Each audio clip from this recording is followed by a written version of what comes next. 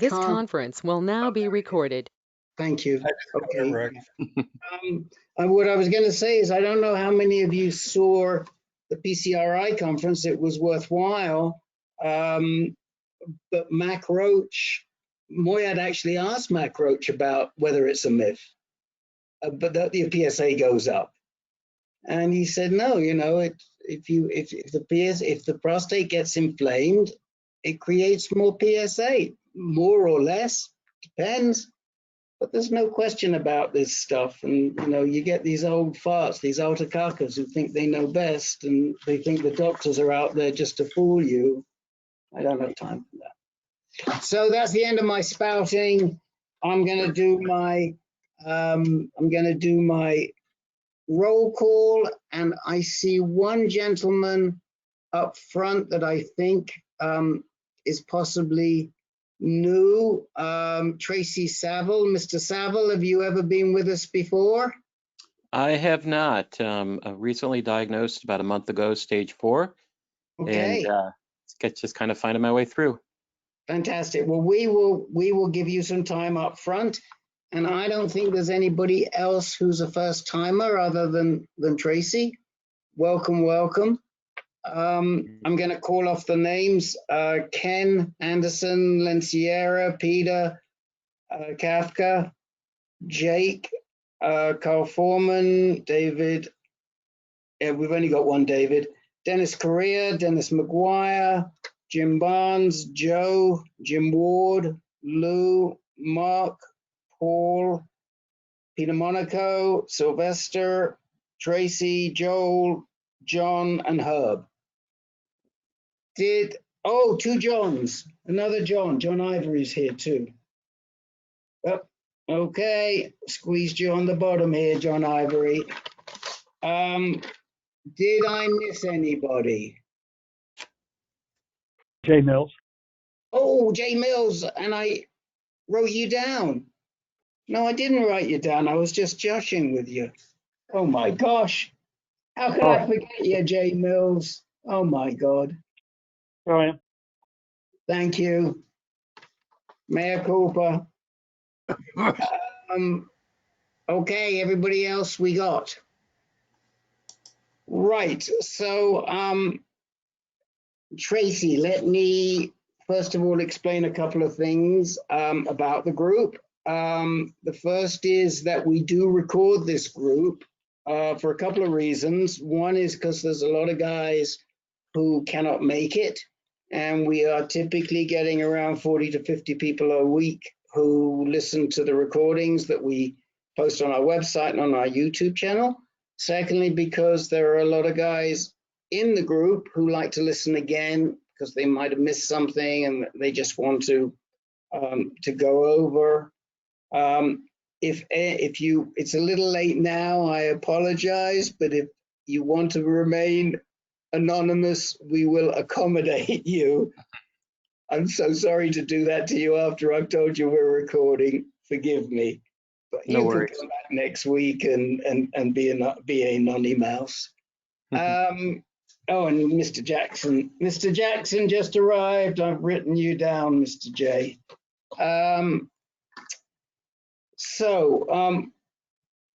This group is largely for men who are either diagnosed high risk, metastatic, who have recurrent disease, or the disease has advanced to a metastatic stage.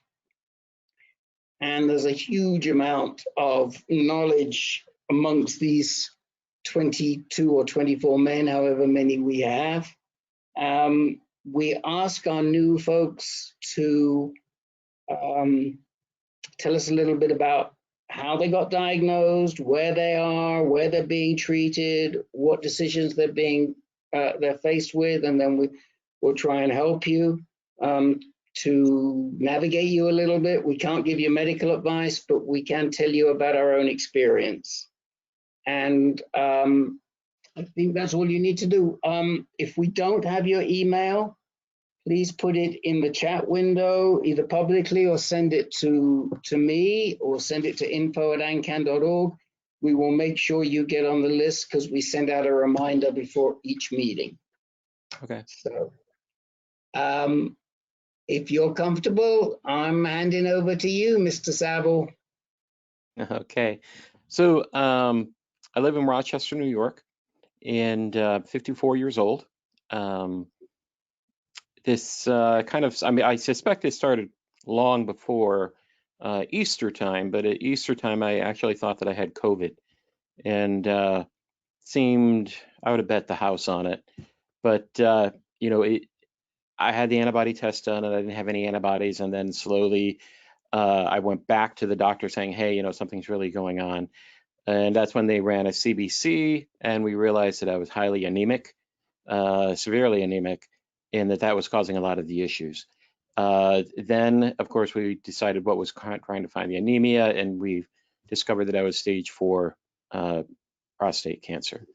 Currently, I've just had 1 month's treatment of hormone therapy. Next Monday, I go for my second shot, and we're going to be starting to talk about chemotherapy, the treatment there as well. So it has migrated to my bone marrow. It has not migrated to any other organs, and this is where I'm currently at.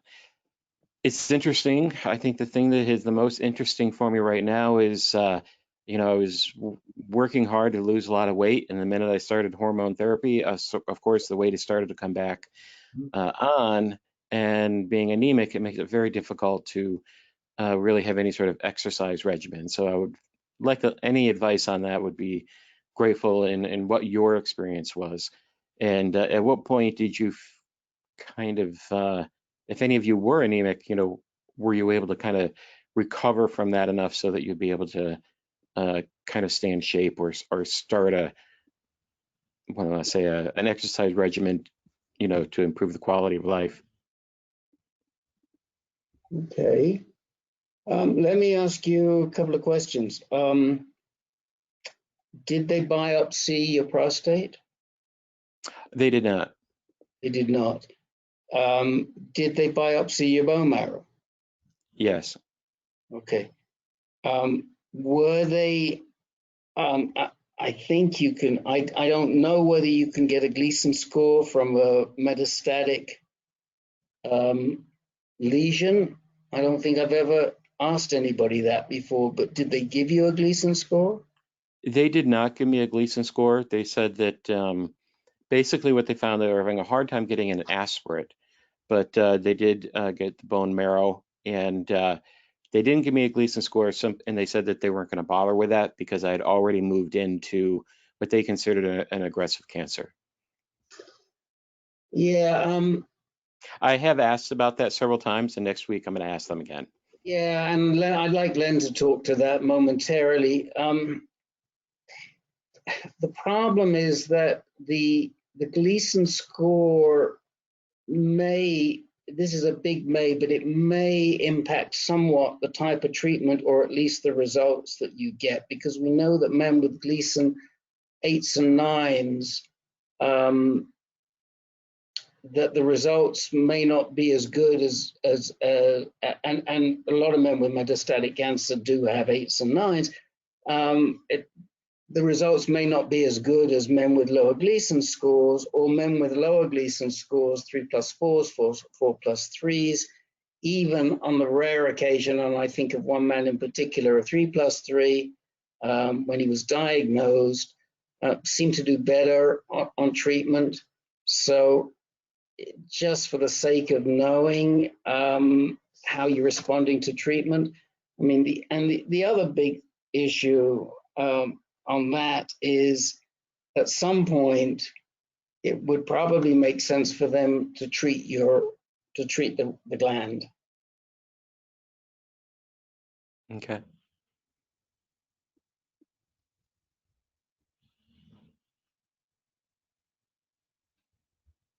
I think you're frozen, Rick. Can you hear us?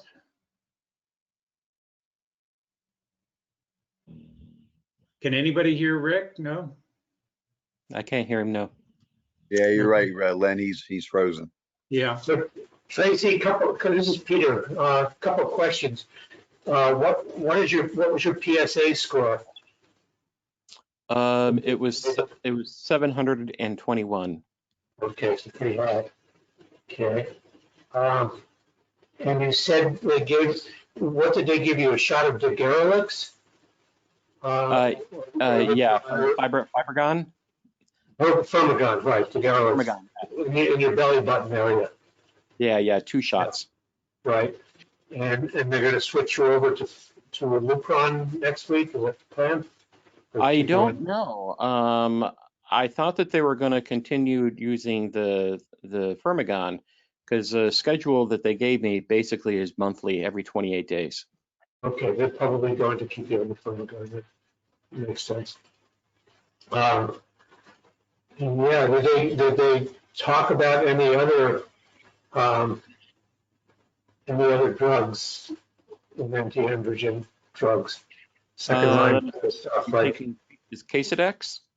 Yeah, Casedex is one, right? And there's Casedex right now. There's newer ones as well, but okay.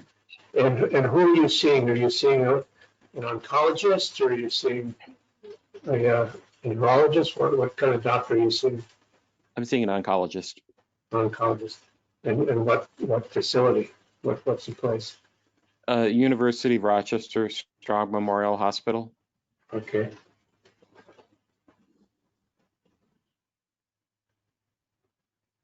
They decided to take you straight to chemo. Is that correct?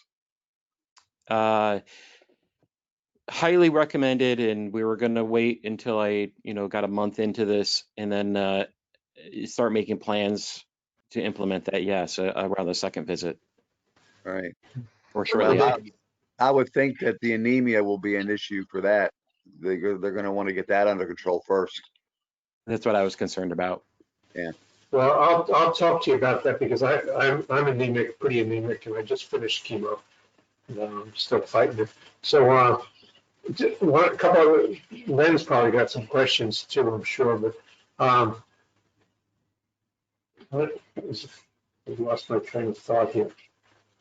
Len, why don't you go ahead? Yeah, so Tracy, what was your hemoglobin and hematocrit? How anemic were you, or are you? My hematocrit is 81, and no, it can't be 81. You mean your hemoglobin? 8. Oh, my hemoglobin. Yeah. Hold on a second. Let me just pull up my results.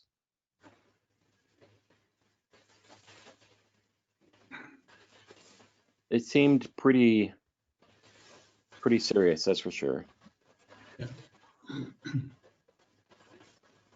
And they had talked about maybe going in and doing some transfusions. However, with COVID, there's a pretty big restriction because there's a blood shortage in our area. So it looks like my hematocrit was 28, hemoglobin is 8.1. Yeah, okay. Did they tell you that? Oh, the platelets were 88, 81. Did they tell you that the anemia was likely due to the bone marrow invasion, or is there any other reason for it? They said it was most likely due to the bone marrow invasion. And did they tell you how many bone metastases you had?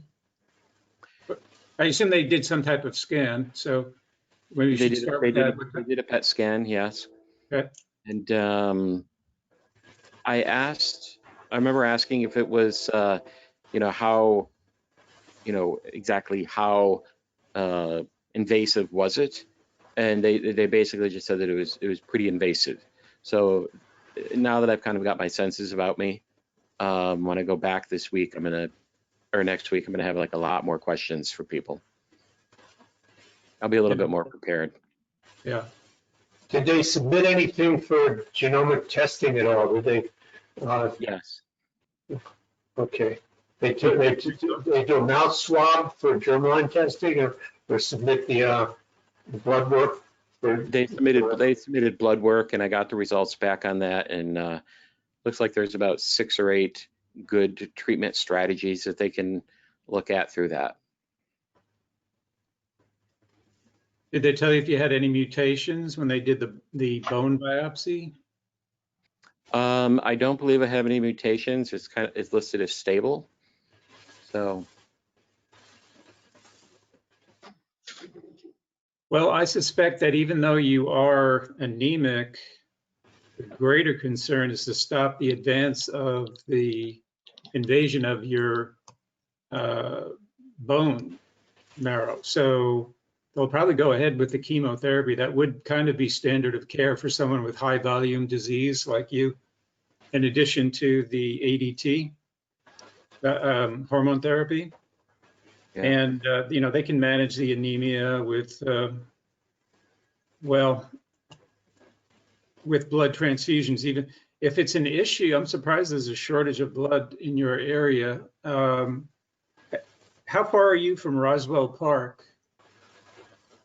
I believe that's quite a ways away. I'm in, so Rochester's more near Buffalo and Toronto. Well, isn't Roswell Park is in Buffalo? Okay, so I could make it to Buffalo, yeah. Now, I haven't talked to my oncologist directly about transfusions yet. It was this was a discussion that I had with like my nurse assistant, and I expect an entirely different conversation when I'm actually there with the oncologist next Monday. Okay. And I did ask him to be very straightforward with me. He started coming in kind of timid. I do have, I've worked in labs before, so, a lot of the results I'm very familiar with, and can't believe that this was discovered so late. But, so basically his outcome was that there'll be a good 4 to 5 years. And then anything after that, is kind of like the hopeful time frame. So, and that's what I'm kind of looking at. How old are you, Tracy? 54. Oh, okay. So, do you know if your oncologist is a GU specialty oncologist, focuses on prostate cancer and other urologic cancers? I'm not sure, but I can look at him up here on my app. I just checked out. There aren't any at U of R. No. Yeah, Thanks, Peter J. Van Veldhuizen. Yeah, Herb just said they don't have any GU oncologist at University of Rochester. So I'm sure all of us here would recommend you find yourself a GU medical oncologist. Probably Roswell Park in Buffalo is what we call an NCCN hospital, National Comprehensive Cancer Network. It's one of the top 20, 25 hospitals in the country for cancer. And, I think your case would be handled better over there. You said it's called a GU medical genitourinary GU. And a medical oncologist who specializes in treating prostate cancer. The general medical oncologist can't possibly keep up with all the latest therapies. Len, this is Rick. I'm having a lot of trouble here. I got kicked out, and I'll let you keep going because I have no visuals at all right now. But I just want to say, I wouldn't go to Roswell Park because they don't have their GU medoncs there are not impressive. I would probably go from Rochester. I'd either go to Chicago or to Boston, and then work with a local Rochester person. What about Cleveland? Cleveland Clinic. I'm not a big fan of the GU medoncs at Cleveland Clinic. I can give you some names there, but I don't think they're that strong. I think you're better off at Dane. I think from Rochester, and we've been through this before with other men who live in Binghamton and Rochester area.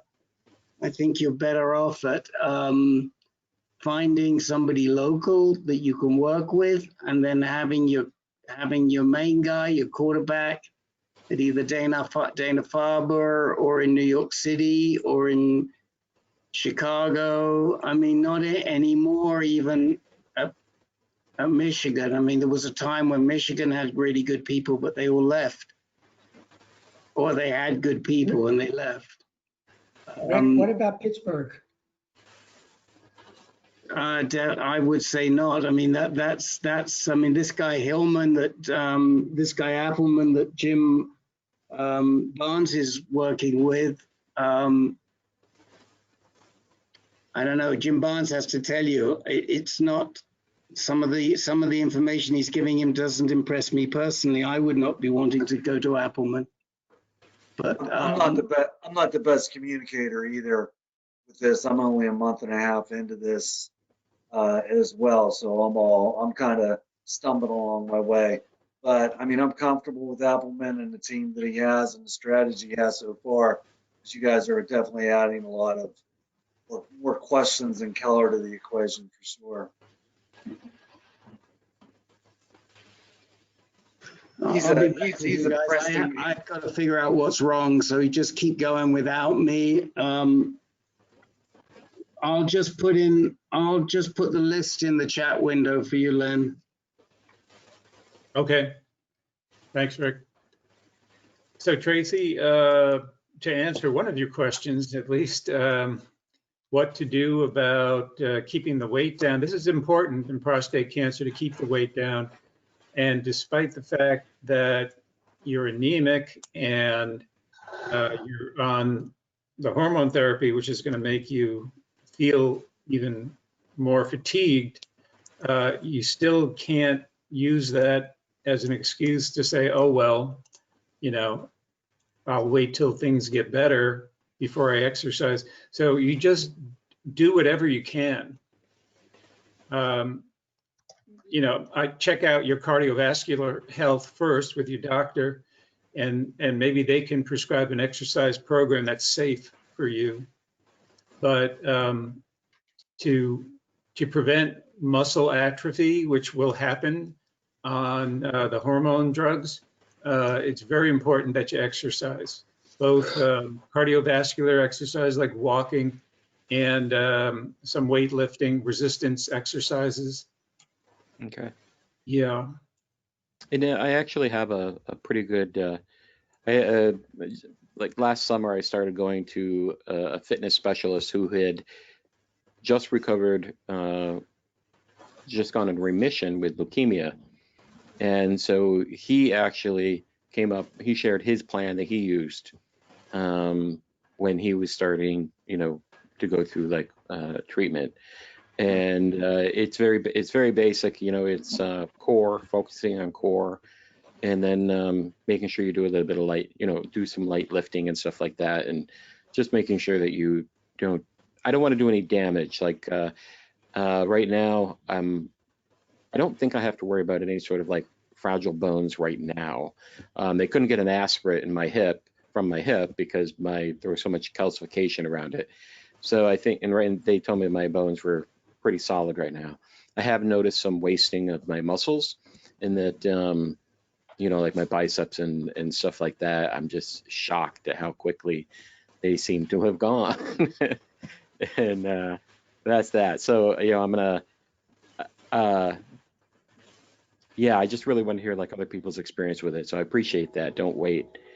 And there was a period where I was, you know, okay, this is my last time at Pizza Hut. Okay, this is my last time at, you know, my goodbye meal, you know, and so I'm sure that played into it. Yeah. It was just unbelievable. I couldn't believe it. For diet, the general advice from oncologists is whatever's heart healthy is prostate healthy. So Yeah. use that as your guideline. No you know, keep down the saturated fats of any kind, and Yep. eat as many veggies and as you can, lean meats. Yep. Go ahead, Peter. Did you want to talk? Okay. So Tracy, I've been anemic from the get-go, but I just finished chemotherapy, 5 months of it, and I got real anemic. My hemoglobin didn't go down as far as yours. It went down to 8.5 recently. And I was scared to hell about doing transfusions, particularly in this era of COVID. I mean, I have very distinct firsthand knowledge of people that I know contacted HIV from transfusions years ago before they screened. And somehow I just can't imagine that they're screening for COVID-19 right now.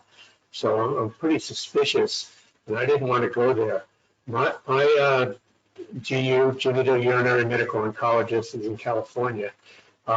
He suggested, so I have to ask your doctor this, because I don't have bone meds. I've got lymph node meds and visceral type of stuff. But with bone marrow meds, this might not be the way to go, but they've got me on what's a drug called Procrit, Procrit. Okay. I take it every 2 weeks, and it supposedly stimulates your red blood cell production in the bone marrow. But if you've got cancer in the bone marrow, I don't know whether it's appropriate or not. But I had a little bit of a battle because I have two oncologists, one locally on the ground here in Hawaii, and my main one who I've been working with for 6 years in California. He wanted me to start Procrit right away, and my guy on the ground here in Hawaii balked at it and felt it was too risky. So eventually I started it, and it's helped a little bit. So my hemoglobin's climbing. It got up to 9.5 the other day. So you might want to put that on your list of talking, of whether it's appropriate to try to stimulate red blood cells, because to do exercise is important, and you're going to have to really whip yourself into it. I have a treadmill right in back of me here, and I use that every day.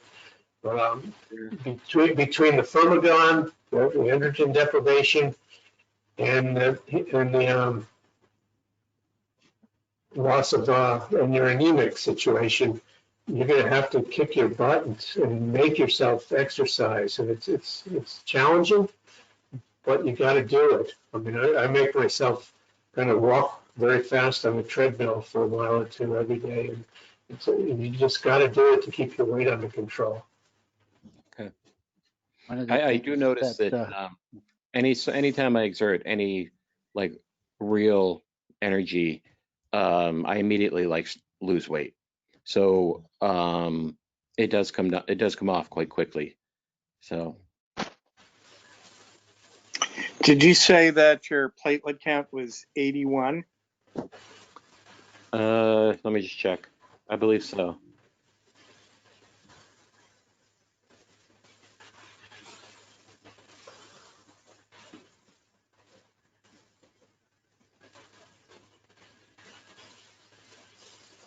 How about your white blood cells? What's that looking like?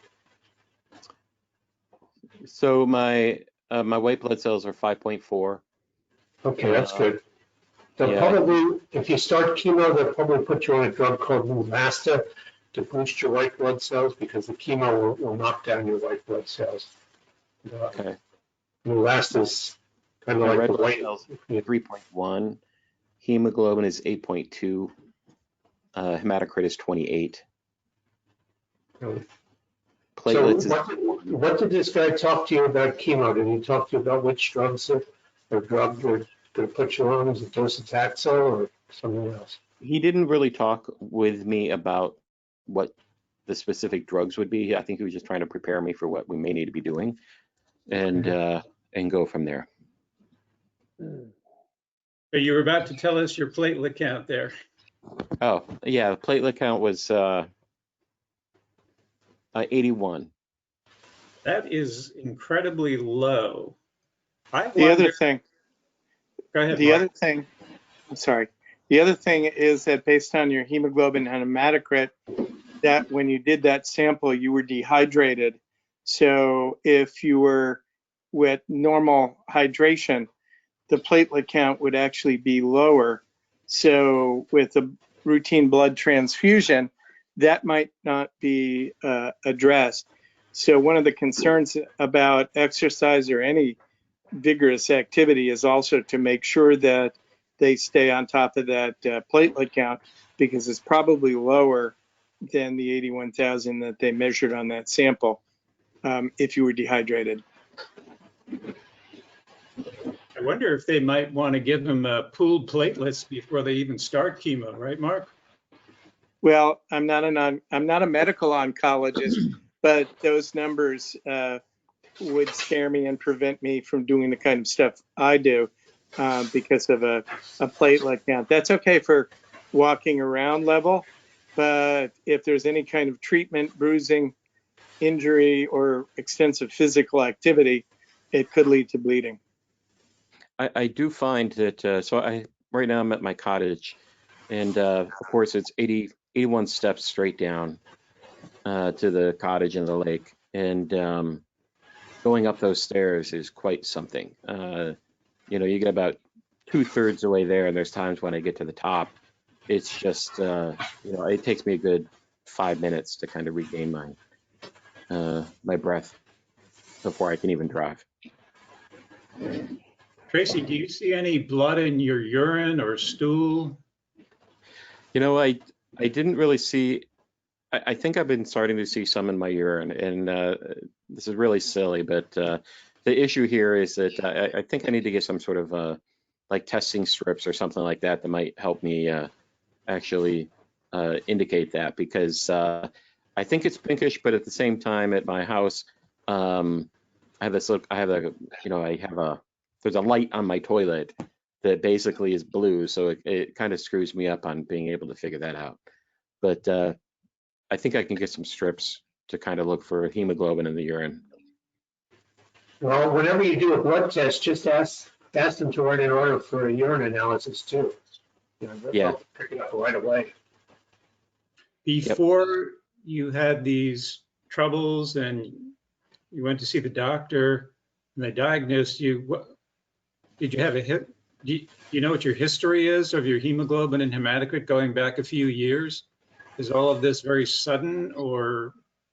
All of this is very sudden, and traditionally, I hadn't had it in the entire time that I was going to this physician.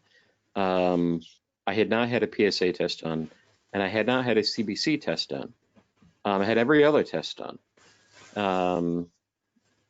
But and I'll be honest with you, you know, I can't even believe it, because you know, I was working as a medical technologist, and I can't, you know, and that some of that falls on me, obviously, because I kept thinking, you know, hey, I was approaching him about I need to go and get a colonoscopy done, you know, 52, you know, and I should have simply mentioned some other tests that I knew were traditional for people when you hit 50.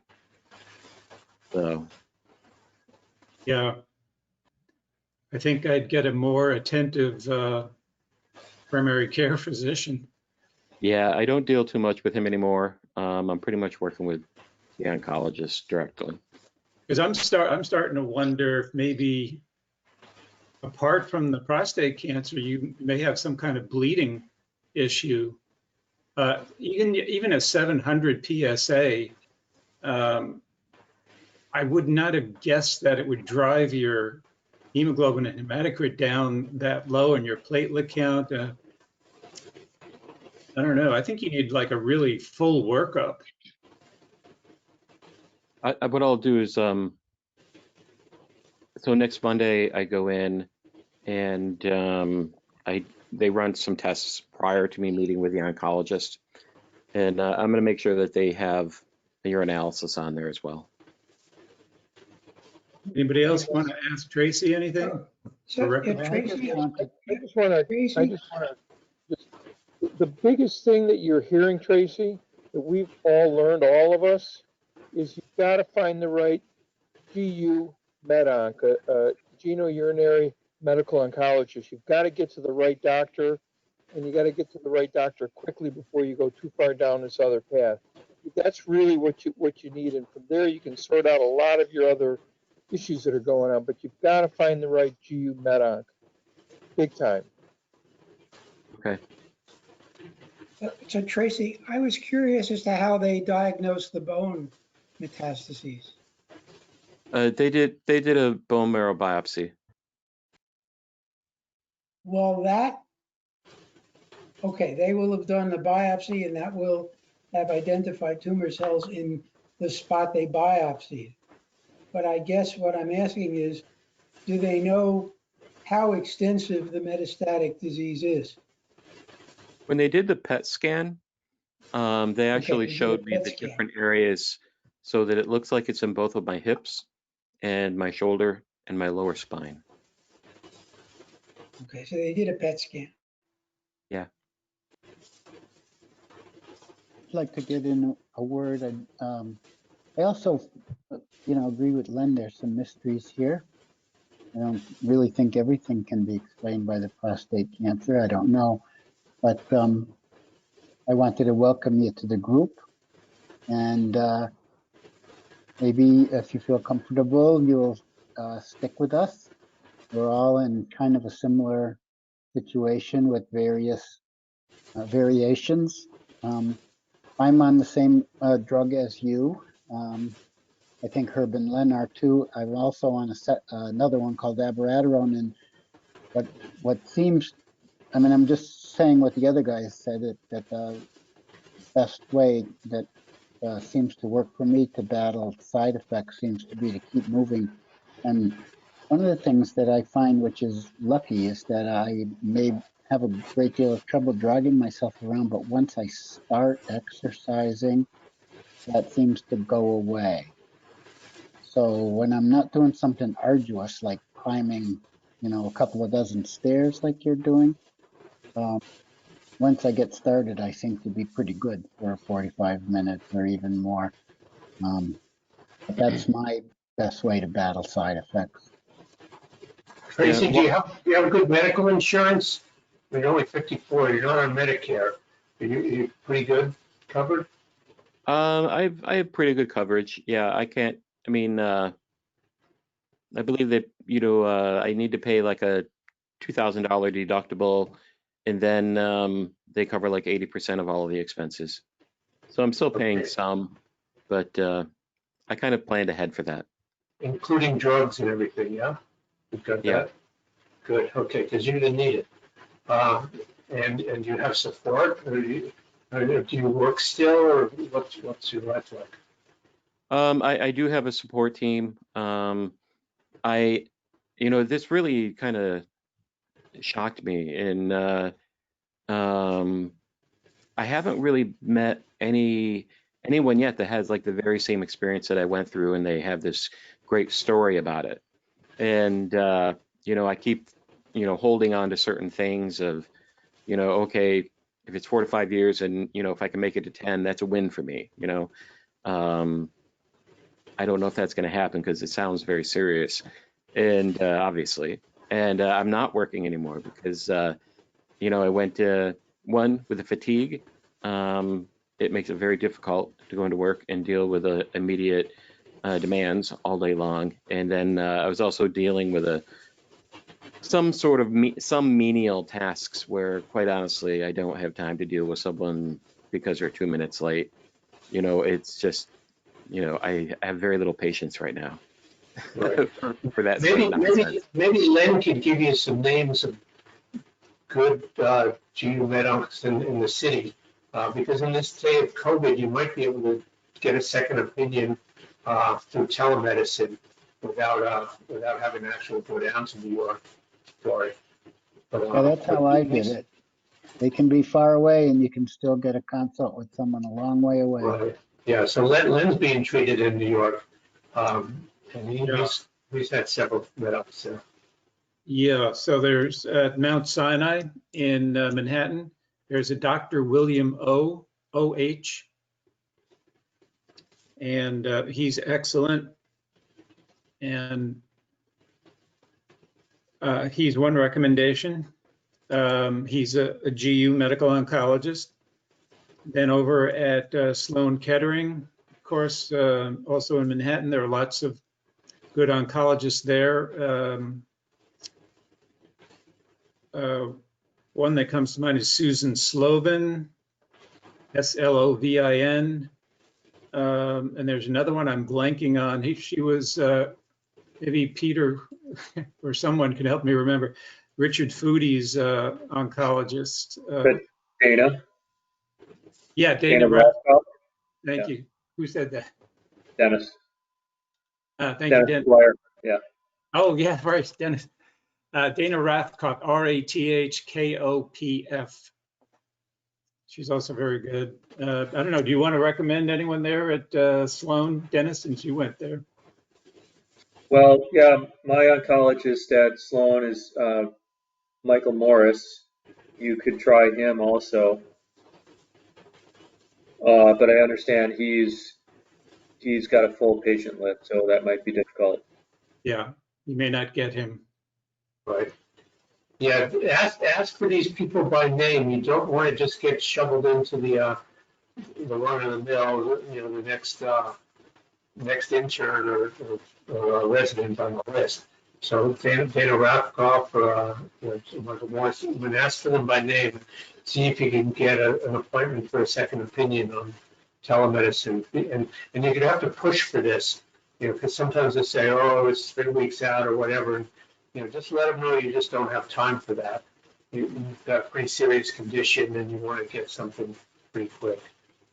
So Tracy, what did they tell you about the actual prostate gland when they did the PET scan? Did they say there were lots of lesions in the prostate? Was it high volume? So what they told me basically is that I'm having a hard time bringing this all back because at the time it was just kind of a big blur. But I remember they told me that they did a prostate exam as well. They said it was very firm, and that it was pretty cancerous, full. And one of the things that I was surprised by is that they're saying that if there's no benefit to remove it, and so I may be exploring some clinical trials to see if whether or not I should be able to get that removed or not. And I don't know what you guys recommend in that regard. The current thinking is there's a lot more traction toward removing it these days than there has been. It's considered the primary tumor. For a long time in metastatic disease, it spread. They didn't try to remove the primary, but now more and more doctors are going in that direction. It seems like common So sense. it seems like, and I'm going through this right now. I still have my prostate in the face of metastases, and after a year where I'm stable, I'm really pressing to do something about getting rid of the primary. So, but interestingly, the radiation oncologist I spoke to said that at least the current clinical trial data are not solid. But I think, the way I feel and many of us feel is who needs the prostate at this point? It doesn't do us any good. But Herb, there's another aspect of that, which is the cost of the prostatectomy in terms of our side effects and quality of life to balance against it. Right, exactly. People constantly count told me do not have surgery. All of my medical friends. One of the things to consider, it's called the abscopal effect, ABSCOPAL, and that can be initiated with radiation therapy as well. And the thinking there is that by reducing the load, the tumor load from the prostate, or treating it with radiation, you're empowering the immune system to do a better job. Again, that data is all over the place and it's not absolutely convincing yet, but I think we're seeing a lot more people go in that direction. Okay, Tracy, I think we've given you an awful lot to follow up on. And I know if Rick were here, he'd be telling me that we have to move along and find out who else needs to talk tonight. So thanks for coming, and please come back again and let us know how you're doing. Yeah, and I would appreciate any any reaching out that anyone feels like they want to do, absolutely. I, definitely am looking to make contacts with people to have conversations about, questions and experiences with this, because with COVID, I'm just not getting a lot here in Rochester. So most of them have been canceled, and so I'm looking to reach out. Do you have your email? Do you have your email or contact information? Let me see if I can't find the. Tracy, could you put your email in the chat window? Okay, it's been a while since I've used this, but let me. You can just tell us. It's actually just Tracy L. Seville. So just my name right up on the screen, Tracy L. Seville, at me.com. So it's pretty easy. Tracy, we're here every week. So we're a strong community. You can make a lot of connections here, and you're with men who really understand it. Okay. And I'm definitely going to look into some of these other options. I had been in a couple other Zoom meetings where they had talked about, their doctor in Boston, their doctor, and I didn't know, there was a lot I just don't know, so I need to figure it out. Tracy, this is Jake. If you haven't found the chat box, I recommend you do it, because several people have sent you messages with some links and some definitions. John Ivory mentioned taking a tape recorder with you when you go to the doctor. It's highly recommended. Absolutely. Yeah. And so anyway, if hopefully you can find the chat window and you can type in your email just in case we didn't get it down correctly, and you can see the notes that people have sent mostly to you. If you look at the very top on the upper right hand side, there's a little bubble that looks like a circle with a little nipple on it. That's the chat window. And one final thing, Tracy, there's at least two guys on our call, Ken Anderson and Jim Ward, participate. We have a special group for guys under 60, because guys under 60 have some unusual situations with advanced cancer, prostate cancer. And so we've broken up a group for that purpose, to address some of the specific concerns for guys who are younger. Anyway, I don't know whether Jim, I don't see Ken's face right now. Jim, do you want to tell Tracy when you meet?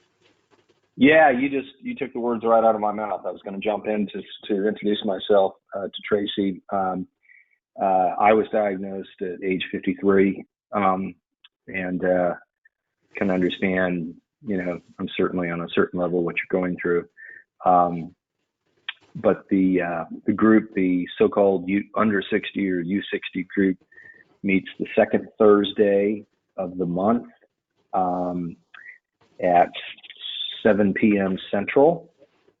And Ken Anderson is the guy who leads it. He's a great guy, and I think you'd probably find it both informative and also very supportive to have a chance to just kind of compare notes with guys that are maybe a little bit more at your stage of life.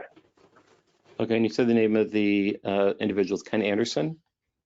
Ken Anderson, yeah. And those reminders go out as well via email, but I think you just want to make sure that, probably just following up with Rick will get you onto that, get you onto that notice, for the email notice for that call, which uses the same phone number and the same dialing code that you used to call in tonight.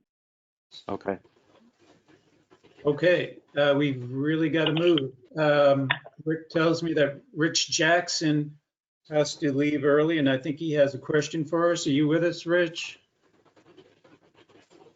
No, he left, Len. He I guess he'll touch base next week. Okay, that's too bad.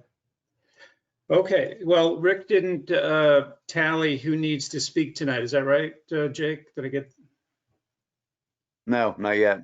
Okay, so let's do that now. Let's see. Let's start on the top of my list. Hold on. Well, let's start with you, Jake. You need time tonight? No, Len, thank you. Okay, I'm gonna get my blood tests tomorrow. This is my off week for chemo, and I'll get my blood tests, and hopefully I'll have a report next week. okay, great. Good luck with that. Thank you. Ken Anderson. I think you stepped away. Okay, we'll come back to Ken. Peter. No, thank you. Okay, Carl. Well, not to put any pressure, if you can get me within the next 15 minutes, because my wife has to take over my computer. Okay, we'll put you at the top, unless someone else has to leave in 10 minutes. All right, David Muslin. Yes, please, Len. Okay, David. And Herb Geller. Are you muted? Herb? Nothing personal, but I just wanted to alert everybody that apalutamide was approved for metastatic castrate-sensitive cancer this week. Okay. So we had that discussion about not somebody who needed it who couldn't get it. Yeah, okay, very good. Thank you. James.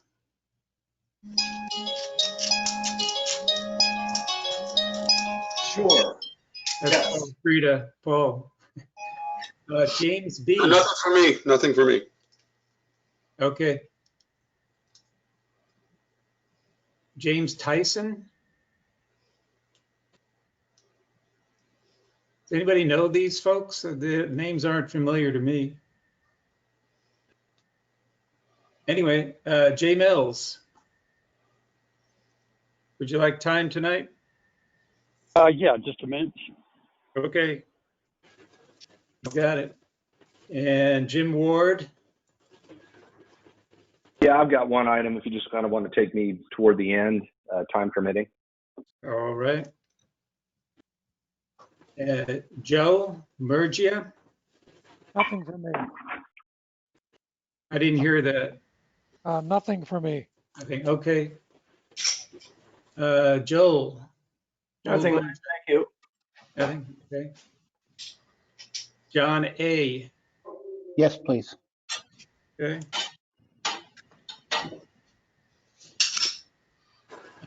John Ivory. Can't hear you, John. Well, anybody hear him? I don't. You had some audio issues, John. Nothing. Okay, thank you. How about Lou?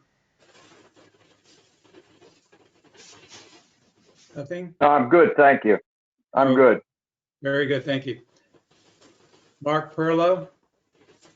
I'm going to have to sign out. I'm being called for dinner. So I'm wondering if there's any person I should email questions to potentially start searching the right direction. I'm heading to LA for treatment next week, and just wanted to get some questions to ask the docs there. So wondered who I might email to chat that.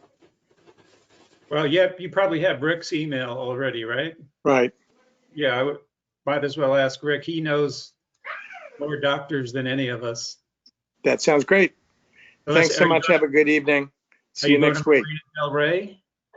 I'm not set up there yet. The conference this weekend kind of gave me the questions. I'm going to UCLA for ViewRay SBRT and meeting with Dr. Kishon there and getting that started. So I'll be out in LA for about 2 weeks. My LA family that I was staying with came to Atlanta to avoid the smoke and fires, and I'm heading out to LA to get burned, hopefully not. Maybe radiation burn. Hopefully not that either. No, that's why I'm doing the ViewRay. Okay. Well, good luck. Peter Monaco. No, I'm okay, Len. Thanks. Okay. Sylvester Mann. No, thank you. I'm fine. Okay, Sylvester. Okay, I think, is there anybody? Oh, Gao Shan. Do you need to talk tonight? I just have a couple comments from listening to the webinar this past weekend. Okay. Well, we'll put you near the end if we have time. And if we don't, you can give those no comments. problem. Okay. I All think right. Ken A is back too, Len. What was that? Ken A is back. Oh, You want to touch base with him? Ken Anderson, do you need time tonight? Well, I don't need any time, Len. I mean, I have updates, but really it's just a lower PSA score, so I just told you. Oh, well, that's good. It's up to you. Congratulations. We want to hear. All right, Jake. I'll take some time, Len. All Plug you right. in where not You very got it. much so. Okay, so let's, Carl, I think you said you didn't have much time. Go ahead. And my wife is going to kick me off the computer. My latest blood work has showed once again an increase in my PSA. I'm on a PARP inhibitor. I'm BRCA2 positive. I have been experiencing undetectable PSA for over a year. It's slowly risen in the past 3 months to from 0.02, 0.05, 0.14, and the latest ones from last Thursday is 0.35. So 0.14 to 0.35, it's more than doubled theoretically. I did have my appointment with my oncologist today as well, and he's kind of in agreement with my perspective that although there's been more than a doubling of the PSA, the numbers are still quite low, and it doesn't necessarily warrant at this point a change in treatment for me to continue on the olaparib, the PARP inhibitor, and to move from there. Interesting enough, several participants here, including you, Len, and Rick, there was a PARP inhibitor seminar for an hour with Chuck Ryan, doctor, and I did have a chance to speak at that 1 hour seminar, and we talked about side effects.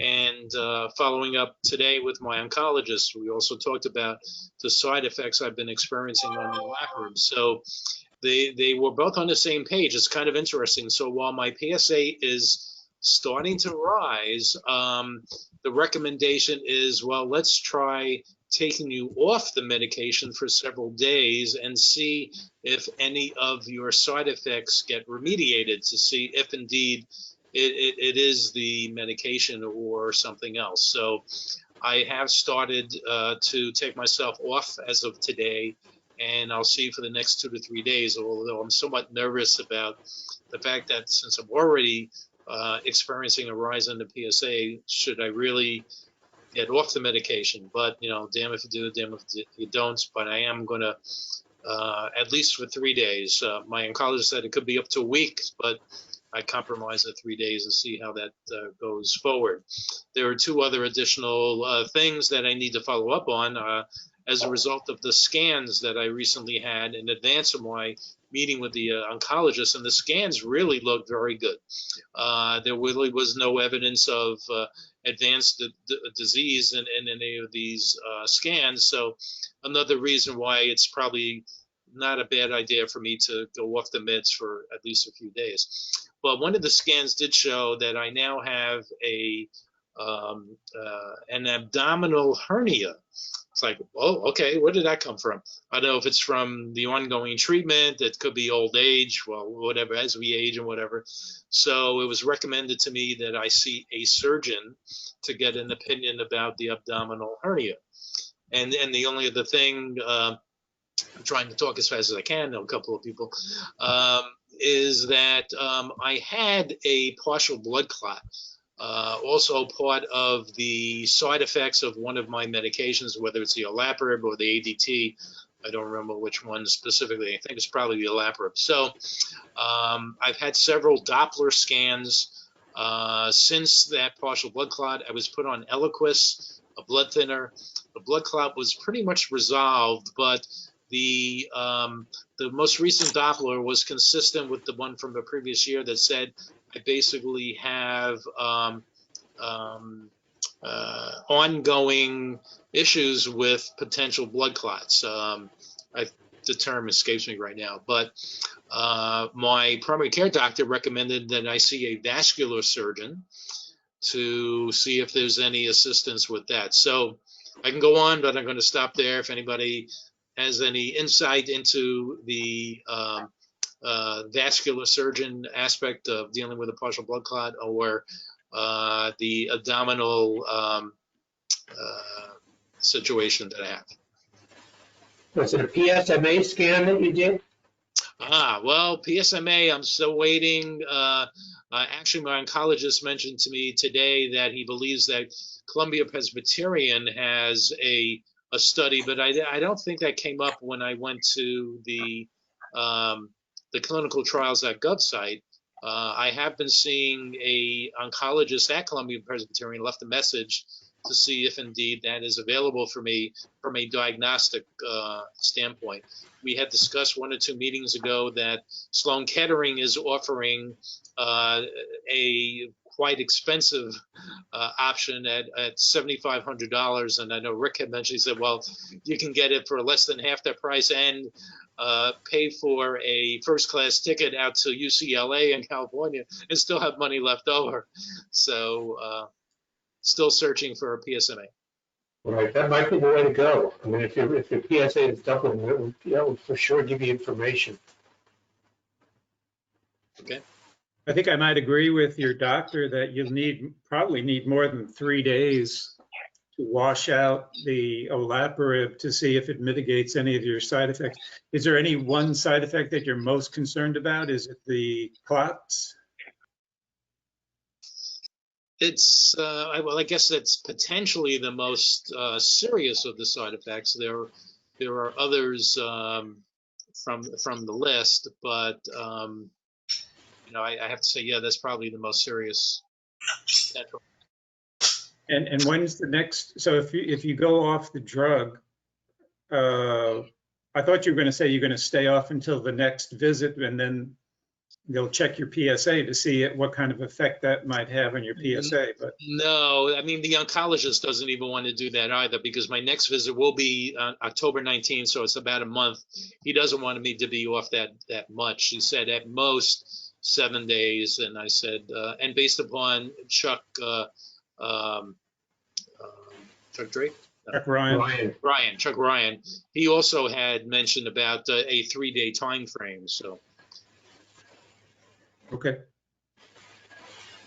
Well, I don't know. Does anybody have any vascular surgeon recommendations for Carl? Well, I have targeted a particular doctor here in central New Jersey. I had seen him about 6 months ago for a consultation, so I'm following up with him next week. I have an appointment. And the primary care doctor seems to be very positive on getting treatment from a vascular surgeon, that they could very well clear up the entire issue. But we'll see what he said. Okay. And there's still the question of whether I should go back on to the Eliquis or not. The primary care doctor is concerned about me getting back on because of possible bleeding issues, while Dr. Pamela Munster at UCSF said that I should go back on. I did just get an email back from her office a little while ago to say that she defers to my main oncologist. So main oncologist, as of today, is agreeing with the primary care doctor. Let's not jump back onto the blood thinner at this point. I assume they were conducting lab tests to monitor your clotting factors like PT, PTT, things like that? Interesting. I mean, I've had comprehensive metabolic panels, but nothing that brings that to mind or light. Okay. I would think that would be routine standard of care for anyone on something to talk about with your doctor, at least. Okay. Monitoring the status of your clotting factors. Yeah. All right. I would just like to mention, I've been on Eliquis for 2 years. I've had absolutely no problems, no bleeding issues or anything like that. If I'm going for any type of procedure, I have to get off it for a couple days. All right, and you're on it for 2 years because you have had a blood clot, or it's more a preventative that you've been on it for 2 years? I had heart issues associated with the stroke. Oh, okay. Thanks. Yeah, it's been many years since I was in the lab, and it could be that I'm thinking of the days when people were taking heparin or Coumadin, these newer anticoagulants. Maybe they don't need to be monitored like the old drugs. So, okay. All right, thank you. Good luck, Carl. Thanks. Yeah, good luck. Okay, thank you, Carl. David Muslin, you're up. Yes, sir. Thank you, Len. Bringing you guys up to date. Went to see Dr. Dr. Hussein at Northwestern. If you remember, I got on Lupron about 7 months ago. She put me on Xtandi about 6 weeks ago. Got on the Xtandi and it just totally kicked my ass big time. Just let me pause for a minute. Let me just give you a brief update on my PSA. So you know where that's at. Bring it up right now. My PSA is down to 0.08 as of yesterday. In August, it was 0.14. In June, 0.17. In February, when I got on, when I first got on the Lupron, it was 1.26. So it's moving in the right direction. So what she's suggesting, we're last time we spoke, I think we talked about trying to get on a darolutamide. That's what Dr. O has you on, Len. Yeah. And she absolutely won't go there with me. She said, let's try Zytiga and let's see how you do on that. She says, I cannot, darolutamide is not for you, she said. There's not enough data out on it, and I just can't do it. She won't do it. So that's kind of what I'm faced with at this moment. And quite frankly, I had such a bad experience with the enzalutamide. I'm kind of scared to get on the Zytiga, and I just wanted to get a little input on the Zytiga and get everybody's thoughts. Probably we want to hear from Dennis. He's a Zytiga marathon runner. Dennis Correa. Oh, yeah. Well, I'm finally off of it, as I mentioned before. But it did wonders for me when I had my rise of PSA after my previous treatments of chemo and Lupron. And I think it maybe multiplies a little bit the Lupron side effects. So fatigue, hot flashes, that type of thing, a little brain fog. But for me, it was tolerable, and it did such a great job to get me down to less than 0.1. And so it kept me in remission for a little over 2 years. And so my doc is saying right now, how would you like a drug holiday? So I said, that sounds pretty good. So that's where I'm at. Yeah. So I think I thank you, Dennis. I think the enzalutamide enhanced all the side effects of the Lupron for me as well, but it was so intense, it was terrible. Yes, Herb. So I guess I was questioning why no, I mean, as I mentioned before, you had trouble because she said apalutamide isn't FDA approved. Correct. Darolutamide. Well, Huh? Darolutamide. Darolutamide. Okay. So I thought it had, so maybe I'm confused about which drug. So, but I mean, to be honest, I am on abiraterone, and if there's any fatigue, I haven't noticed it. Great. The major thing for me has been hot flashes and weight gain. I mean, that could just as easily be from the ADT, irrespective of enzalutamide or abiraterone. But I can't say that I'm having any other side effects. I mean, as I said to somebody the other day, if I didn't know I was sick, I wouldn't feel sick. I don't feel it. So this is Rick. Oh, I'm sorry, I can't do that. I'm sorry. I'll get back to you. Herb, are you finished, or did you have more to say? Kind of got blasted away there, but I mean, I just feel like I would try. I don't think I'd be afraid of abiraterone. Yeah. I'm also not having side effects from it.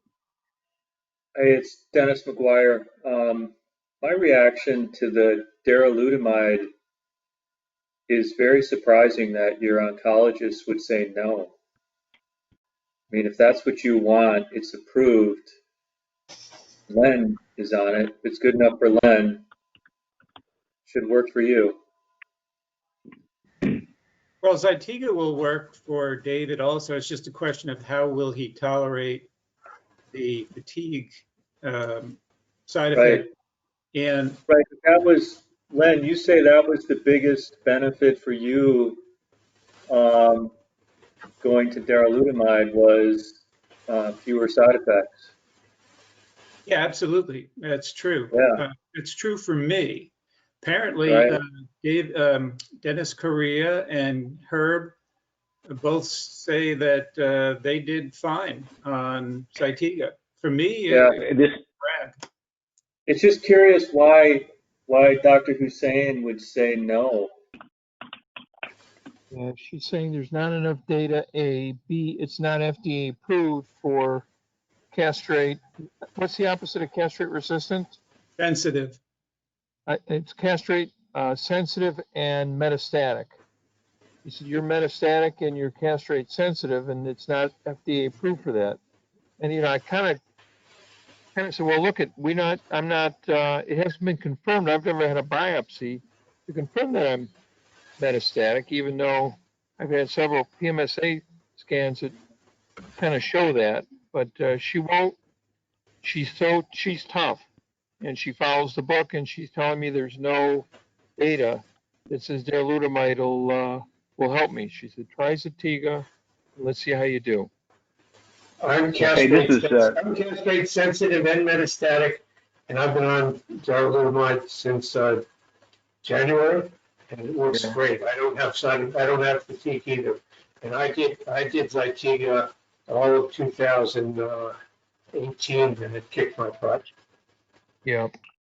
And I know different drugs hit everybody differently. So rather than starting a big fight or going to find a new GU Med-Onc, I think I'll try the Zytiga and see how I do. So worst thing can happen, I can stop it. Hey, this is Jim Ward. I just want to throw my 2 cents in there. So I've been on Zytiga for about a year and a half, and I can't really say that I've really had any significant side effects. I mean, I wasn't really having significant side effects from the Lupron, that I was on for maybe about 2 months before I started Zytiga. So I mean, I think I've tolerated Zytiga pretty well. So you're right. It just differs from person to person, but I'm at least one person that can tell you, or another person that can tell you that I've tolerated it fairly well. Yeah, not to sound like a big baby, I work so hard at being just sharp and clear and clean, and just to make it feel like shit. But I'll give it a shot. David, did you say you haven't had a Lupron shot for 7 months? No, I haven't. I've been on Lupron for about 7 or 8 months since You've been February. on it for 7 or 8 months. Okay. I'm kind of over I'm used to the hot flashes now, and I'm really not. I'm okay on Lupron, but at first it was a little bit tough, but I'm fine with it now. Okay. Hey, Dave, it's Ken Anderson. I just want to say, everyone takes these drugs differently. If it affects you and you notice it, of course, speak up and tell your doctor. Yep. I mean, again, it's be your own best advocate. These guys, everyone takes these drugs differently. Enzalutamide for me was a killer. I could not take enzalutamide. Right. And I talked to Paul at MD Anderson. He said reduce the dose. I did that. I still couldn't take it. And then lo and behold, it didn't work for me very long anyway. But everyone takes these drugs, and they all act different to everyone. So I'd say complain if you're unhappy with where you're at. Thank you, Ken Anderson. Thanks, Ben. David, this might be helpful too. There was a study published not too long ago, maybe a year ago, that compared Zytiga alone with Zytiga plus Lupron. And the Zytiga alone kept the testosterone levels equally low. So in other words, you didn't really need Lupron. So if I can find that reference, I'll send it to you. Okay. It sounds like if you were to tell this to Dr. Hussein, she's being as strict as she is, she won't like that idea either. But if you bring her data, it might allow you I'd like to read the paper also, Len. Sorry? I'd like to read the paper also, Len, if Oh, you put your hands sure. on. Okay. Thank you. David, are you all set? I think he froze. Hey, Len, is that also true for darolutamide? I'm all set. I'm good. Thank you, Ben. I'm not aware of studies of darolutamide monotherapy versus therapy with Lupron. I know you've been talking about that. Yeah, as a matter of fact, I didn't want to bias my statement with my own personal anecdote, but I did stop Lupron close to 6 weeks ago now. So I am taking darolutamide monotherapy. But it was just an experiment to see if I was experiencing some shortness of breath, and that was an experiment to see if it was being caused by the Lupron or something that Sloan Kettering wrote on my radiology report under other findings that I had atherosclerosis and coronary calcifications. So to differentiate if the shortness of breath was because of that or the Lupron, I convinced Dr. O to allow me to try monotherapy with darolutamide. And I'm happy to report that the shortness of breath went away. PSA didn't go up. Or you don't know? Oh, the PSA. No, I don't know yet. I have a blood test scheduled for next week, Larry. Very interesting. Thank you. Yeah, it'll be interesting. I can't wait to see myself what the result of that is. All right, so. Thanks again, Len. Thanks, everybody. Okay. I just put something in the chat window, which is a link to this abstract from ASCO last year about abiraterone alone versus abiraterone plus ADT. And it is, in fact, exactly as Len said. Great. Thank you, Herb. So, guys, I'm not going to email you, but the link is right there in the chat window. John and David, you see that? Okay. Got it. Thank you, Len. Thanks, Herb. Yeah. Look forward, Len, to hearing how your PSA is on the monotherapy. Yeah. Next week, I'll be able to report on that. All right, let's move on to Jay Mills. Okay.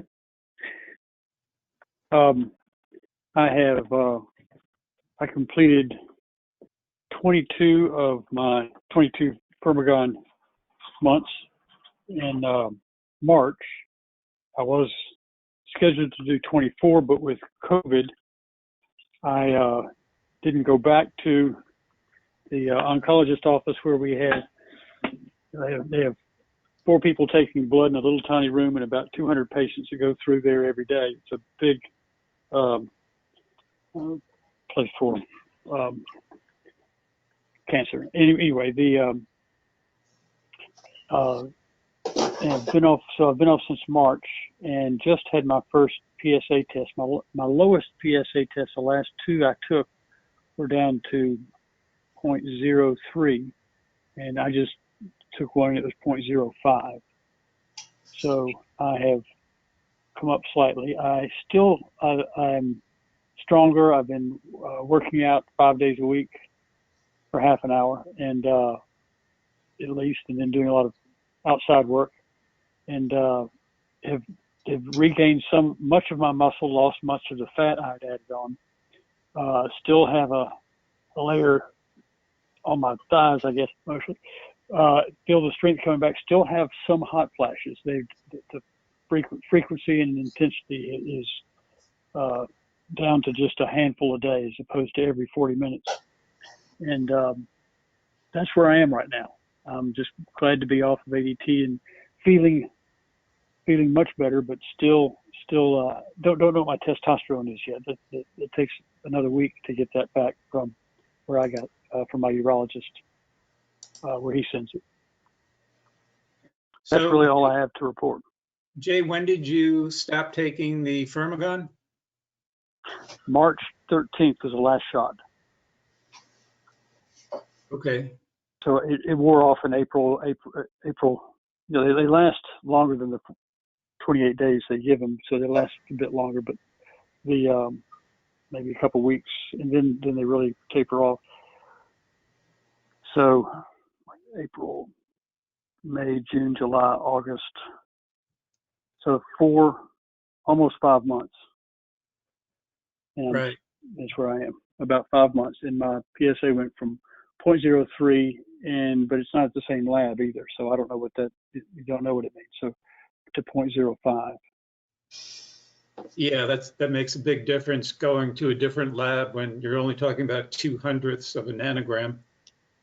Right. You know, when you're down to the 0.3 could have been close to 0.4 and 0.3.5.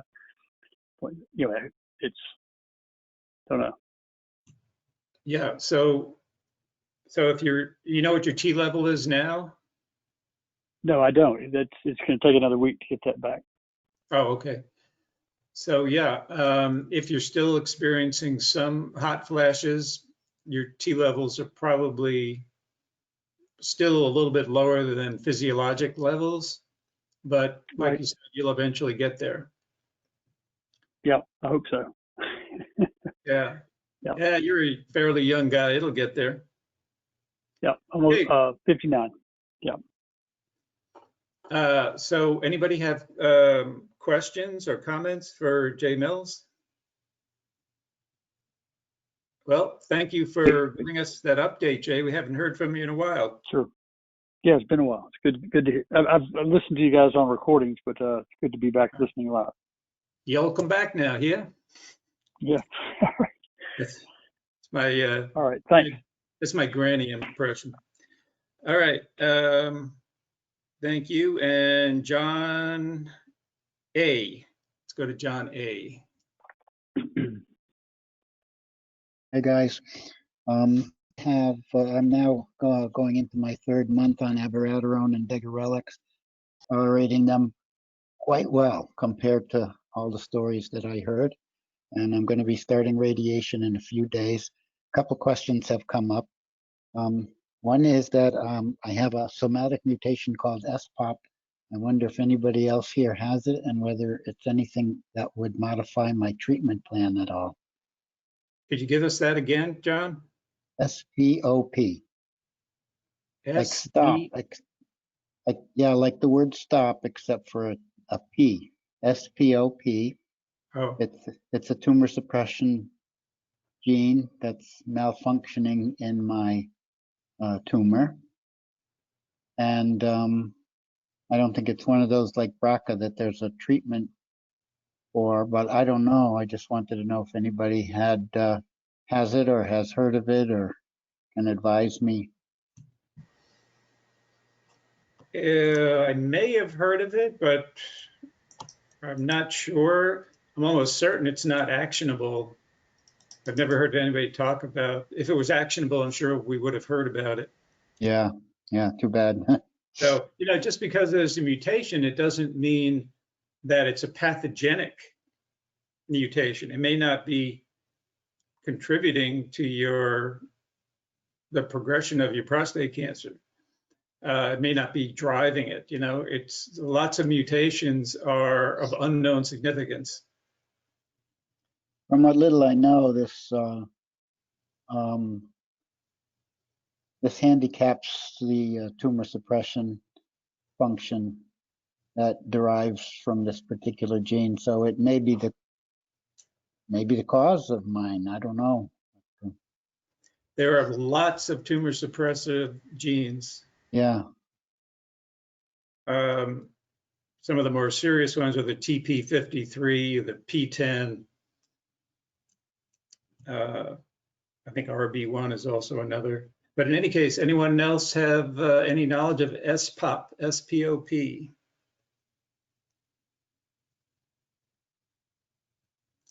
No? Did your... So I got a weird one. My Sorry. dim line came back. Well, I'm just doing the search as we're talking, so I can't keep up with the conversation. But I found the paper which talks about SPOP mutations enhance cancer cell survival and docetaxel resistance.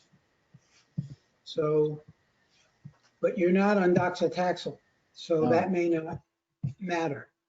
Okay. This is not much information, but I did read something on it today. Alicia Morgans was interviewing another doctor about some clinical trial they were doing, and she lumped SPOP and TP53 and P10, which I happen to have, those genes together, and she said that those people who had any of those three genes, they weren't reacting to the clinical trial. In other words, there was a more serious cancer is what I got out of it. But this is not much information. It's just something I gleaned from Alicia Morgan's interview. Okay. And Joel, what was the clinical trial? I think it was putting ADT and abiraterone before surgery. That's what they were trying to do.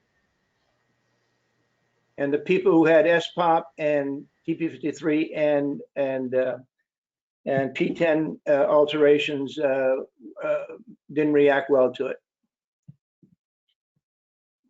Okay. Well, how are you responding to the abiraterone, John?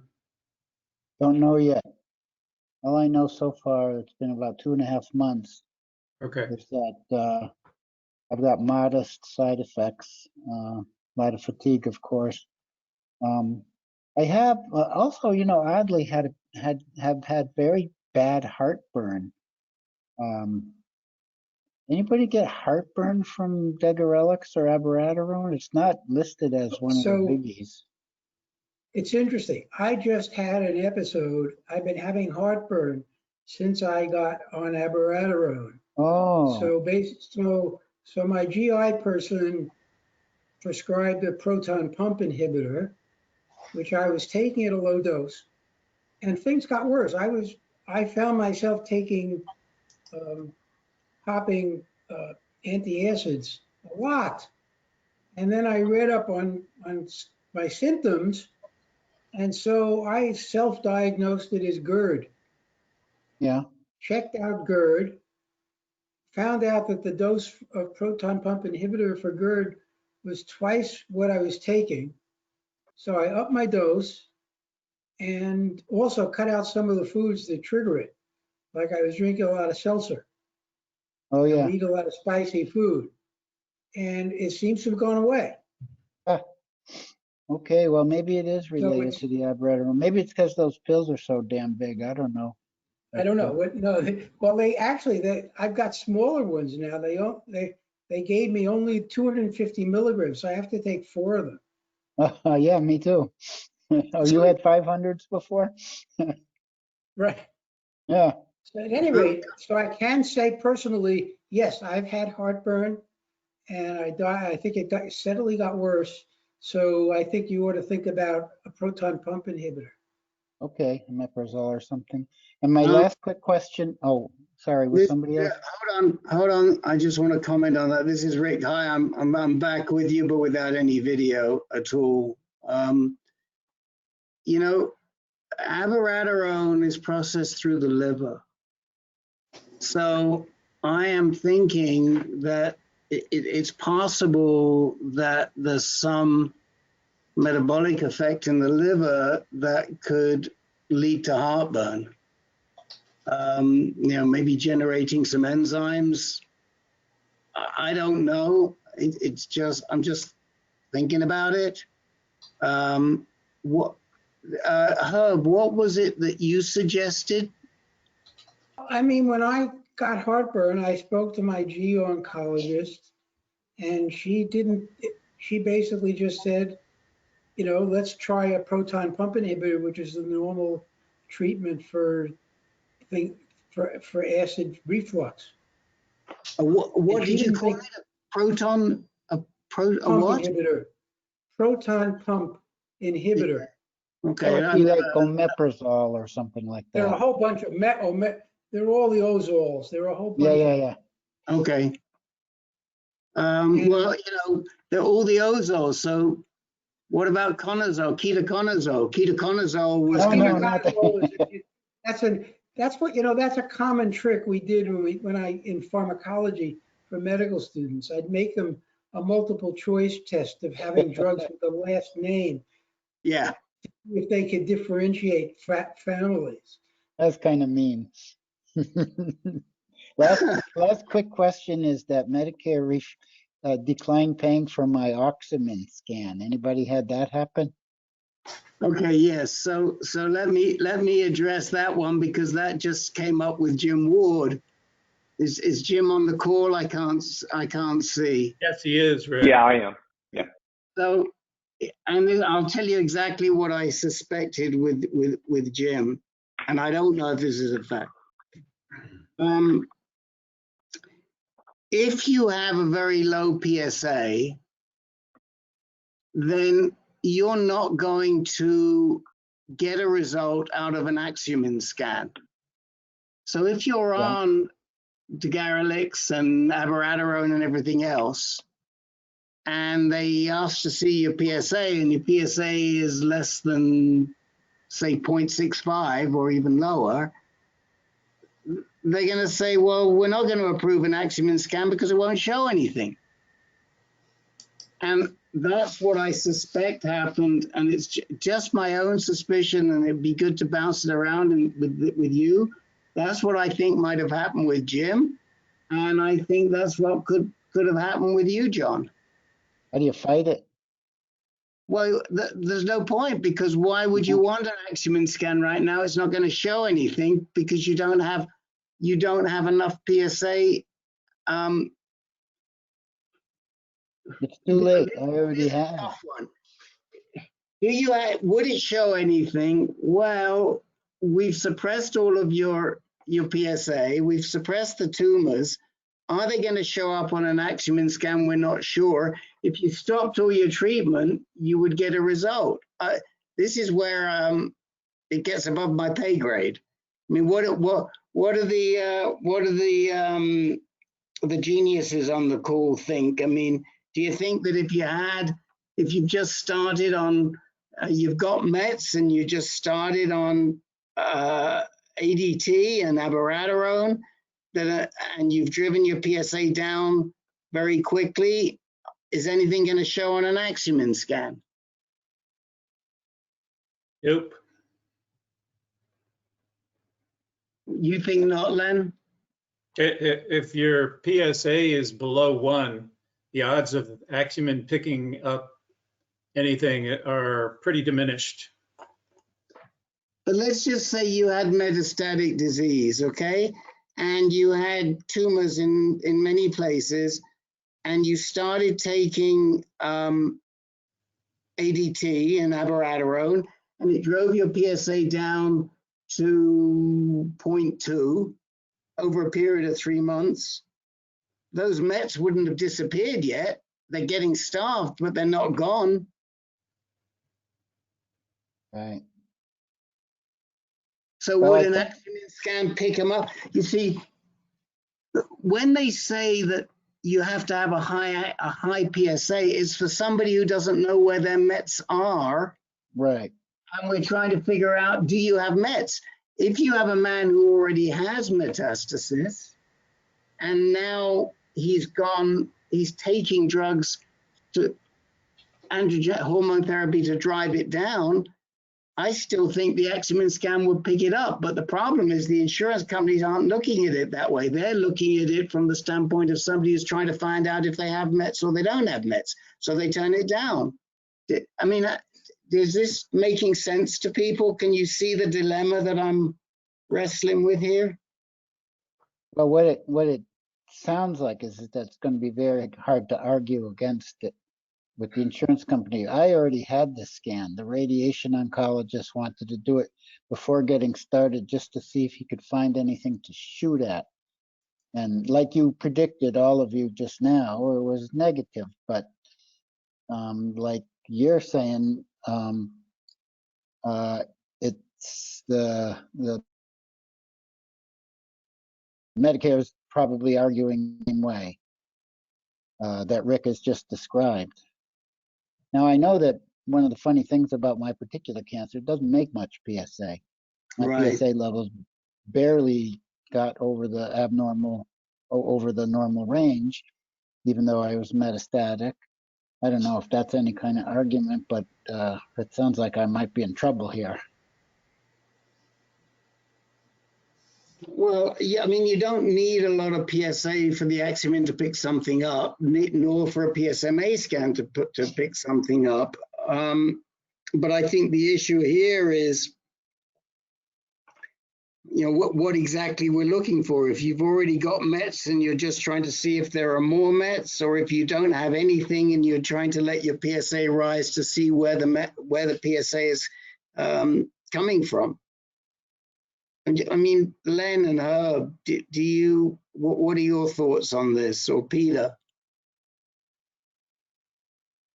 Well, it's all that obviously if your PSA is low and the tumor's not producing it, then a PSMA scan isn't going to help much, or it depends on PSMA.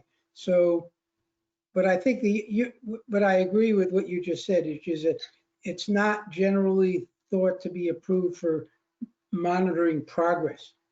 And that's what you would want to do. So I think your physician has to make a better argument. Okay. Thanks a lot, guys. Okay, we've only got 14 minutes left and we have a few more guys, so we're going to move on. And Len, can I just say, we've got to clear out this room about 2 minutes to 5, because I've got to be able to stop the meeting, stop the recording, and then reopen the meeting.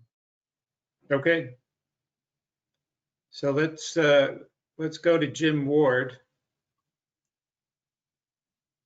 Mine's not particularly pressing, so I'm happy to make way for somebody else and visit my issue on the next call. Okay. Well, hang in there, Jim. I don't know how quickly the next two are going to go, so we may have time. For okay. Okay. Happy to stand by. Ken Anderson, you want to? I believe you said you had something for us.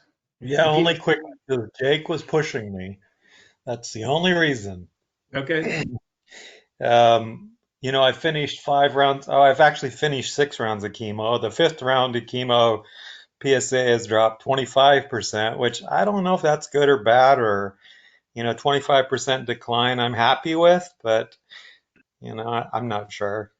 That's about it, though. I mean, all in all, I feel like crap 3 or 4 days after chemo, and this is my 5th day, so I'm just on the rebound right now. Going to get my 7th round of chemo when I return to Phoenix on the 2nd of October. So that's where I am. 25% sounds good to me. What's the end of treatment? How many rounds? Paul's comment to me was he likes 3, 6, 9, or 12, and it's going to depend on toxicity. So Okay. I honestly, I don't know. I can't answer the question because I don't have the answer. Okay, and I suppose it also depends on whether or not the PSA keeps going down, right? Of course. Yeah, last month my PSA only dropped 0.2 or something, and I was like, oh no. This month it dropped 3 points. So we'll see. And again, it might have to do with how cells divide, as you mentioned a couple weeks ago. How cells progress. Right. I don't know. What's your level right now, Ken? Right now, I knew you were going to ask, Rick. Let me look real quick. It's like 20, no, it was 41.3 in June. Right now it's 23.4. 32.4. So it's 32.4 now. And when you started in June, it was how much? Well, in June when I started on the 19th, it was 39, and then the next month it went to 41. It's when I had my 2nd round of chemo. Then over the last 3 labs, it's gone down a little bit each month. Okay. So all total, it's gone down 25% from the high, which was the 2nd round of chemo. It's Dennis. Do you expect to have scans at some point? What are they saying about that? And that's funny. I put the question to Paul a couple times, and he doesn't think at the moment it's necessary. He said, I would imagine before the end of the year I'll have some scans. So, as Rick told me earlier, every 12 months is pretty reasonable. So I'll probably make a trip right after my 9th round of chemo, which is like the first week in November, and get some scans at MD Anderson. If he agrees, I don't know. It all depends on the Axumin PET scan if he agrees that because I think they work it through their system somehow, so I don't actually get billed for it. Because I don't know that my insurance company's paying for it.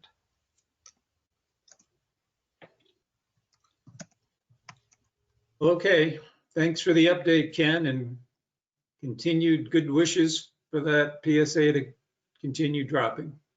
All right, thank you. Dennis McGuire, did I ask you if you wanted time tonight? No, but I only have just a short update. I can go last if there's time. Nothing urgent. Can wait till next week. Well, why don't you go ahead? Yeah, so my only update is so my oncologist is continuing to push for clinical trial. I did reach out to Northwestern and have an appointment set up with Dr. Alicia Morgans on the 28th, so in 2 weeks. So I'll get her assessment on next steps as well. So, which trial was it, Dennis? this is a trial that the University of Wisconsin is running. It's my oncologist. It's his trial, and it targets a glucocorticoid receptor, which they have a theory that it could be blocking the Xtandi resistance. Oh. So that's what they're going after, is that by blocking the glucocorticoid receptor, it will eliminate Xtandi's resistance. Gotcha. Okay. But it's All right. early stage. I mean, it's early phase 2, so it's early. All right. Well, check in with us in 2 weeks with Alicia and let us know how it goes. Jim Ward, let's get to you now. Sure. Hey, Len, thank you. Well, I'm going to at least tee up an issue that maybe, we can just follow up on later if we need to. But I know that several of you, I know Len, Peter, I guess Dennis Correa, and maybe even Jay Mills is part of this group. You've all had drug holidays. And I am looking toward doing one starting in January, this coming January. At that point, I will have been on hormone therapy for 2 years. And that therapy is a combination of Lupron and Zytiga. Rick kind of tipped me off on this idea that when if you're able to go on a drug holiday, it doesn't have to be an all or nothing proposition. In other words, you don't just go completely off all the hormone therapy.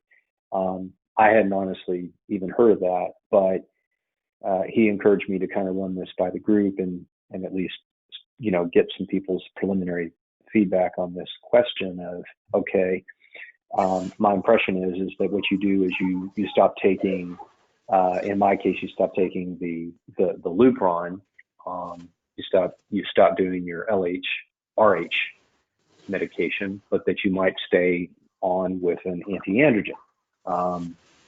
And I'm not sure if anyone has actually done that as part of a drug holiday or not. I'm not quite sure if that is something that's pretty cutting edge and that's kind of how some GU-oncs are kind of handling it. But I'm interested in that because in the 1 or 2 conversations that I've had with Paul Korn down at MD Anderson about a drug holiday, those haven't been particularly focused conversations other than just to say, well, you know what, let's get 2 years under your belt and then let's take a look at it. But he supports it, but he's never mentioned this idea that you actually might continue on some kind of hormone therapy even while you're on a drug holiday. The other question, kind of related question, is I'm curious as to kind of what the basic protocol has been for people in terms of looking at your numbers and then deciding what's the critical threshold for possibly resuming hormone therapy. The only thing I know about that is just what I read in a UCSF pamphlet that said, in their program, if your PSA is greater than 10 or was greater than 10 when your hormone therapy was first started, then you would restart the hormone therapy once the PSA reaches somewhere between 5 and 10. So there you have it. I know it's a big topic and we don't have a lot of time left, but I wanted to go ahead and tee it up. It is a big topic. We could spend about 15 minutes, which we don't have. Well, do we just want to put it off to the next call? I really, I really don't want to sort of start and then stop on it. I can always have an offline conversation with you, Len, if you're so inclined. But I just realized we're not going to have the time probably to give that any meaningful discussion. Sure. Just to do justice to answering your question, we should postpone that for next time, Jim. We'll put you up first next time. Rick will remember that. Okay. Sounds good. Thank you. Okay. So now we just have, with 3 minutes left, we have Gao Shan. If you can limit it to a couple of minutes. Is he still with us?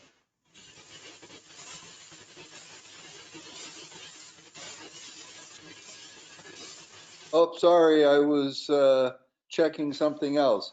Yeah, I just wanted to say I appreciate that link. I listened to the entire 2-day seminar and learned a lot. One thing that I had never heard before was that a couple of the doctors mentioned that they proceed with 2 different treatments right from the start, something like Lupron and then something else, depending if they have metastatic or not.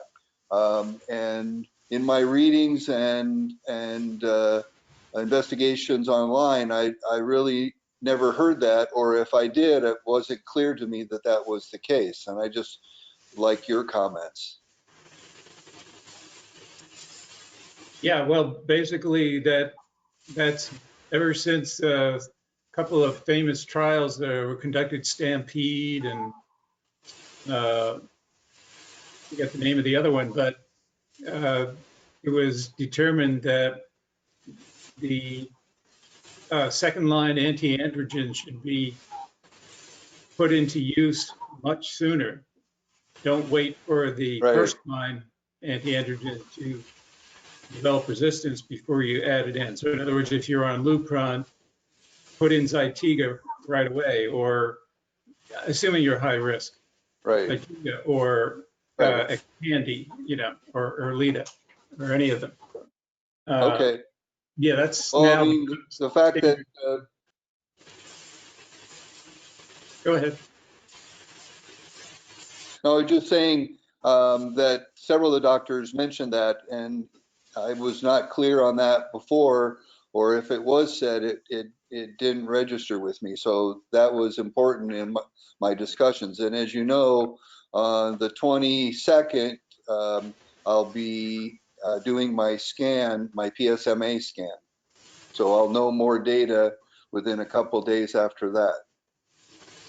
I think right at the beginning, that was my question to Tracy, that you know, whether they put them on anything else, because I think a good genitourinary medical oncologist these days, when you have serious disease, would put you on a second line drug from the get-go, and not just standard ADT. So I think it's a good point. Yeah. Very good. Okay, guys, I think we need to clear the room for the next meeting. Rick, are you still with us? Oh, I see Susan Leahy's arrived, so we better get out of here, guys. See you next time. Don't let me chase you away. No, that's okay. Okay, thank you. Thanks, everybody. Bye. Good night. Good night. Good night. Bye. Thanks for everything, as always. Thank you, guys. Okay. Thank you. They're ending it now. Okay.